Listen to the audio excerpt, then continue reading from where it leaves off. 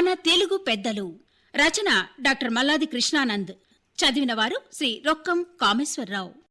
ఇవాళ శ్రీ రావూరి భరద్వాజ గారి గురించి తెలుసుకుందాం.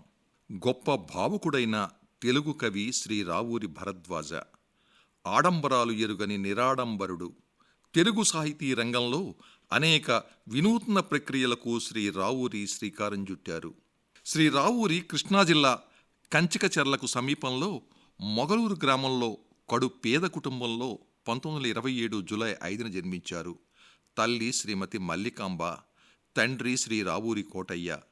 పేదరికం వల్ల పెద్ద చదువులు చదవలేదాయన. కేవలం 8 దాకా చదివానని చెప్తారు శ్రీ రావూరి. 12 సంవత్సరాల వయసుకే పుస్తకాలు వదిలి పనిలో కుదిరిపోయానని చెప్పేవారు.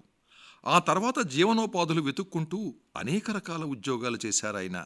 ముందుగా తెనాలి వెళ్ళి స్థానికంగా ఉన్న ఒక ప్రెస్లో పనికి చేరారు. ఆ తర్వాత కొన్నాళ్లు 2వ ప్రపంచ యుద్ధ సమయంలో టెక్నీషియన్గా, కార్మిక శాఖలో ఫీల్డ్ వర్కర్గా, అనాథ శరణాలయంలో ఇలా ఒకటేమిటి అనేక చిన్న చితక ఉద్యోగాలు ఆయన చేశారు. ఆ తర్వాత జర్నలిజం రంగంలో ప్రవేశించానని చెప్పొచ్చని ఆయన అంటారు. 1946 ప్రాంతంలో నెల్లూరులోని జమీన్ రైతు వారపత్రికలో ఆ సంపాదక వర్గంలో ఆయన పనిచేశారు. ఆ పిదప జ్యోతి, రేరాణి, అభిసారిక, చిత్రసీమ, సినిమా, యువ తదితర వార పక్షపత్రికల్లో పనిచేశారు. అలా జీవితం అనే పాఠశాలలో ఎన్నో విద్యలు నేర్చానని ఆయన అంటారు.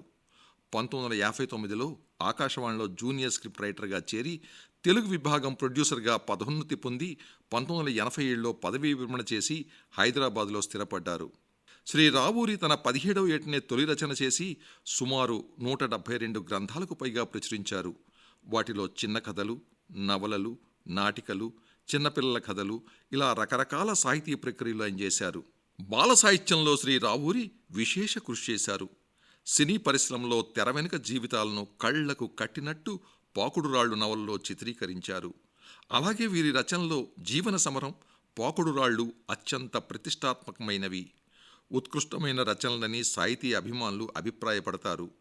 పాకుడురాళ్ల నవలకు అత్యంత ప్రతిష్టాత్మకమైన జ్ఞాన్పీఠ్ అవార్డు లభించింది. శ్రీ రావూరి ఈ నవలను 1965లో రాశారు. తెలుగులో తొలి వాస్తవిక కథాంశంగా ఈ రచనను పాఠకులు కొనియాడారు.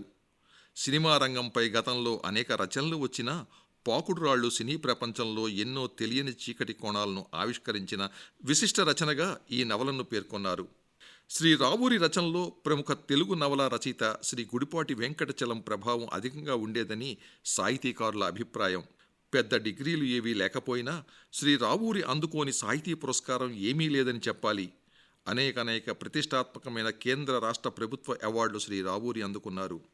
అందులో ప్రముఖంగా 1968 నుండి మరియు 1983లో రాష్ట్ర సాహిత్య అకాడమీ అవార్డులు, ఉత్తమ సాహితీ సేవకు గుర్తింపుగా శ్రీ రావూరి అందుకున్నారు. అలాగే గోపీచంద్ సాహితీ అవార్డు, తెలుగు విశ్వవిద్యాలయం అవార్డు, ఆంధ్ర విశ్వవిద్యాలయం Kalaprapoorna, Kendra Sahitya academy award, Bharatamuni award, Soviet Land Nehru award, JNTU గౌరవ doctorate, Kala Praveena, Rajalakshmi award, Yuva Sahiti Samiti award, Nagarjuna university గౌరవ doctorate, Bharatiya Bhasha Parishad award, Telugu academy award, Telugu ఆత్మగౌరవ పురస్కారాన్ని 1998లో శ్రీ రావూరి అందుకున్నారు. ఆయన రచనల్లో ముఖ్యంగా చిన్న కథల పుస్తకాల వర్గంలో అన్యథా శరణం నాస్తి, అపశృతులు, అర్ధాంగి, కథాసాగరం, నవలలుగా చంద్రముఖి, చిత్రగ్రాహం, ఇదం జగత్, జలప్రళయం, చిన్నపిల్లల పుస్తకాలు అనగా బంగారు లేడి, తమ్ముడు, తెలివైన దొంగ తదితరాలు పాఠకుల మనస్సును దోచుకున్నాయి. ఈయన రాసిన ఇనుప తెర వెనక అనే పుస్తకాన్ని ఇంగ్లీష్, తమిళం, కన్నడ, మలయాళ భాషల్లోకి అనువదించారు. అలాగే నాలోని నీవు, అంతరంగిని తదితర రచనలు పలు భారతీయ భాషల్లోకి అనువదించారు. ఆకలి నా రచనలకు ప్రేరణ. ఆకలి తీర్చుకోవడానికి ఓ పండు, నీళ్లు తాగి దొరికిన పుస్తకమల్లా చదివేవాణ్ణి అంటారాయన. నా రచనలో పాత్రలు, పాత్రధారులందరూ నా పేదరిక జీవితంలో కళ్ళారా చూసినవే. నా అనుభవాలే నా రచనలకు, కథలకు, నవలలకు ప్రధాన ఇతివృత్తం అని నిరాడంబరంగా చెప్పుకున్న శ్రీ రావూరి 2013 అక్టోబర్ 18న స్వల్ప అస్వస్థతతో తుదిశ్వాస విడిచారు.